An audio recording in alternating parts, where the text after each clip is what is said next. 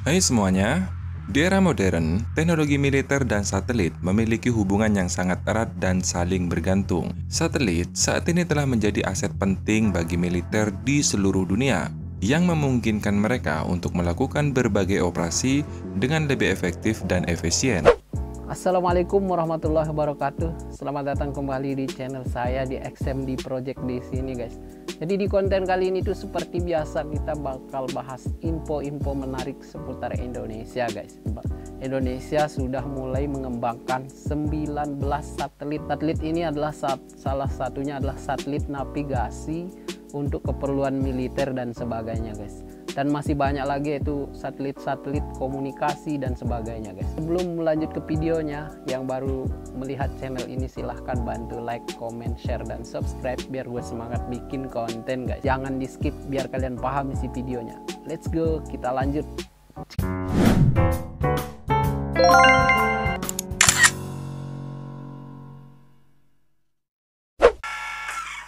Hai semuanya, di era modern, teknologi militer dan satelit memiliki hubungan yang sangat erat dan saling bergantung. Satelit saat ini telah menjadi aset penting bagi militer di seluruh dunia. Bener yang banget sih, memungkinkan guys. mereka untuk melakukan berbagai operasi dengan lebih efektif dan efisien, baik untuk pengumpulan data intelijen, komunikasi atau navigasi, pertahanan, dan operasi luar angkasa. Contohnya perang Kali di ini, Ukraina kita akan dan membahas bagaimana Rusia, peran guys. satelit Itu pasti navigasi pada peralatan atau senjata yang berperan militer. penting itu adalah satelit, guys. Militer navigasi adalah jenis satelit yang dirancang khusus untuk menyediakan layanan navigasi dan penentuan posisi yang presisi kepada pasukan militer. Satelit ini berbeda dengan satelit navigasi sipil seperti GPS yang dirancang untuk penggunaan umum oleh masyarakat luas. GPS militer menyediakan informasi yang akurat untuk mengetahui posisi lawan dengan tepat di medan perang, bahkan di area terpencil tanpa akses infrastruktur navigasi tradisional. Wow. GPS untuk kebutuhan sipil membutuhkan Walaupun infrastruktur musuhnya navigasi sembunyi bisa tradisional dicari, atau guys, alat pakai penerima ini. sinyal GPS seperti GPS di HP, navigator GPS, GPS di mobil, dan perangkat pelacak GPS. Supaya nyambung pada topik, saya akan sedikit jelaskan bagaimana peran GPS pada sistem pemandu rudal. Seperti rudal balistik itu pasti pakai GPS. Pakai ini, guys, satelit. Menghitung lintasannya, yakni jarak pendek dan jarak jauh. Untuk jarak pendek, umumnya ada dua, yakni rudal yang dipandu dengan inframerah. Sistem ini menggunakan sensor inframerah untuk mendeteksi panas yang dipancarkan oleh target. Rudal ini kemudian diarahkan ke sumber panas terkuat. Jarak jangkauannya hanya sekitar 10 hingga 20 km. Kemudian rudal yang dipandu dengan laser. Sistem ini menggunakan sistem laser untuk menandai target. Kemudian rudal diarahkan ke titik laser, jarak jangkauannya hanya sekitar 10 hingga 50 km. Dan sistem pemandu jarak pendek ini sering disebut dengan sistem pemandu internal, karena sistem ini tertanam pada rudal sehingga keputusan untuk menentukan titik target adalah rudal itu sendiri. Sedangkan sistem pemandu ini dia, guys, rudal balistik, guys. Wow. Yang pertama, yakni dipandu dengan radar. Sistem ini menggunakan radar untuk mendeteksi dan melacak target. Informasi ini kemudian digunakan untuk menghitung lintasan rudal dan mengarahkannya ke titik target. Jarak jangkauannya cukup jauh, yakni sekitar 500 km. Wah, luar biasa, ada juga guys. rudal yang dipandu dengan satelit GPS. Rudal pemandu GPS menggunakan ini radarnya, guys, navigasi atau GPS untuk menentukan posisinya dan mengarahkannya ke titik target. Jarak jangkauannya tak terhingga, tergantung kemampuan rudal. Nah, biasanya di era modern saat ini, rudal memiliki dua sistem kendali, yakni jarak pendek dan jarak jauh. Untuk mengantarkan rudal ke titik target yang di luar kemampuan pemandu jarak pendek, banyak yang menggunakan sinyal GPS yang didapat dari satelit.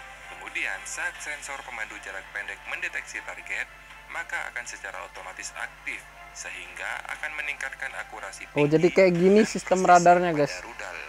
Bisa disimpulkan, rudal darat ke darat seperti rudal jelajah, rudal balistik, bahkan rudal anti kapal, semuanya menggunakan sinyal GPS untuk menentukan lokasi target. Namun, di Hingga saat ini, Indonesia belum memiliki satelit GPS sendiri. Berbeda dengan Cina, Rusia, India, Jepang, dan Uni Eropa. Kalau Amerika mah nggak usah ditanya lagi. Udah pasti Inilah sih guys. mengapa selama ini Indonesia enggan mengembangkan rudal. Karena aneh rasanya, jika mengembangkan rudal tapi sistem pemandunya masih menggunakan satelit GPS milik negara lain, yakni milik Amerika. Indonesia sendiri baru mampu menguasai aplikasi satelit navigasi pada tahun 2014 dan 2016 BPPT telah berhasil mengembangkan alat navigasi sendiri, yakni teknologi ini berbasis Automatic Identification System atau AIS yang mengintegrasikan fungsi pemancar atau transmitter, penerima, dan integrator. Nah, sistem tersebut diberi nama Sistem Navigasi Automatic Dependent Surveillance Broadcast atau disingkat dengan ADSB. Namun, karena masih belum memiliki satelit GPS sendiri, alat ini masih menggunakan sinyal GPS dari Amerika Serikat untuk penentu lokasi.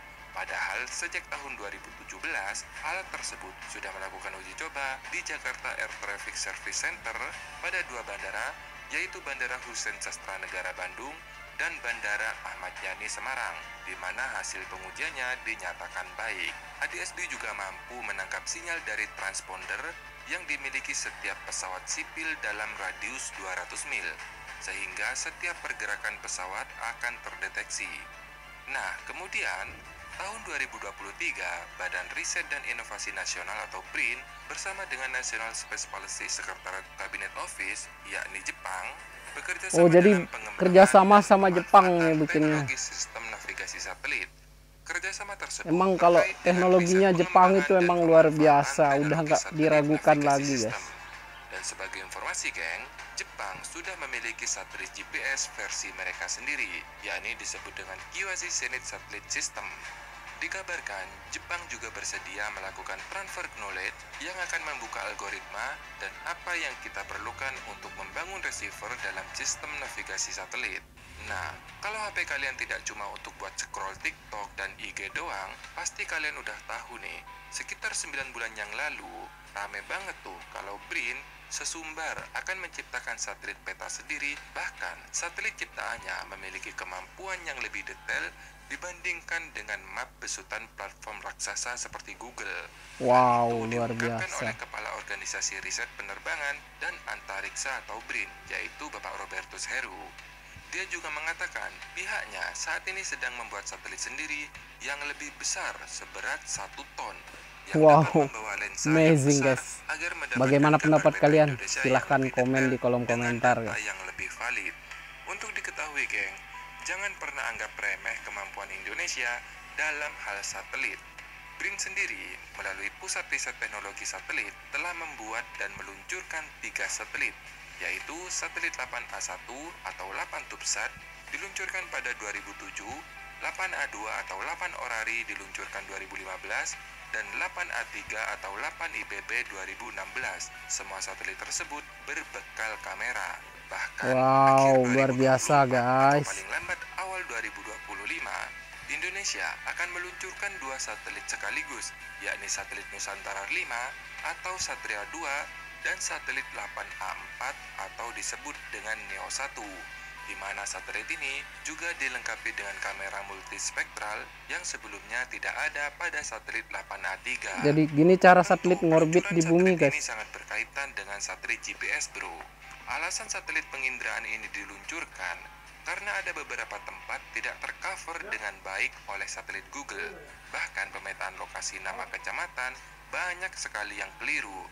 Sehingga satelit baru tersebut nantinya bukan hanya menyediakan foto satelit dan memberikan gambaran visual terperinci, tapi juga memberikan data koordinat yang lebih akurat. Satelit penginderaan dan satelit GPS memiliki banyak keterkaitan dan peran penting dalam mendukung operasi GPS. Jadi, satelit GPS itu gak bisa berdiri sendiri bro. Misalnya saja satelit GPS versi Eropa, yakni Galileo. 2019 mereka terdiri dari 18 satelit. Sekarang mau nambah lagi tuh menjadi 30 satelit. Bayangkan betapa banyak yang diperlukan oleh Indonesia. Dan sebagai informasi tambahan geng, saat ini BRIN tentunya dengan lembaga yang lainnya sedang mengembangkan 19 satelit. Satelit-satelit itu terdiri dari 4 satelit resolusi tinggi, 2 satelit resolusi sangat tinggi, 2 satelit radar atau synthetic aperture radar atau SAR, Luar biasa 10 satelit guys. untuk satelit konstelasi dengan misi komunikasi yang menggunakan orbit rendah, dan satelit geostasioner. Yang bikin saya kaget nih bro ya, yaitu ada juga satelit radar atau synthetic aperture radar. SAR. Satelit radar bisa melakukan pemantauan permukaan tanpa gangguan cuaca dan dapat dimanfaatkan dalam kondisi siang dan malam. Semakin Luar tinggi biasa resolusi kamera guys. satelitnya, semakin detail pula citra muka bumi yang dapat ditangkap satelit. Tentu ini sebuah kebanggaan bagi kita. Gak banyak Pasti loh guys, negara kita harus yang bangga mampu guys. membuat satelit seperti ini. Di Asia saja cuma 4 negara, hanya Jepang, Korea Selatan, India, dan Cina. Kesimpulannya, Indonesia sudah pada track yang tepat untuk mengembangkan kemampuan satelit navigasi dengan fokus pada satelit penginderaan dan kerjasama internasional. Meskipun masih banyak memiliki beberapa tantangan, namun jika dilihat track record ke belakang, Indonesia memiliki peluang yang besar untuk mencapai kemandirian, Benar. khususnya dalam bidang satelit navigasi. Karena jika kita tidak mempunyai kemampuan membuat satelit navigasi, mustahil bro, kita bisa membuat alat pertahanan yang canggih untuk melindungi negara kita. Semangat untuk mencari transfer of teknologi rudal dari negara lain juga merupakan sampai mana titik kemampuan kita dalam mengembangkan satelit navigasi sendiri. Nah, semoga informasi ini bermanfaat. Terima kasih sudah menonton dan sampai jumpa. Oke guys, subscribe channelnya Info di sana guys. Sumber video ini. Bagaimana pendapat kalian? Silahkan komen di kolom komentar guys. Terima kasih telah menonton video ini. Jangan lupa guys, bantu like, comment, share, dan subscribe biar gue semangat bikin konten. Sekian, assalamualaikum warahmatullahi wabarakatuh.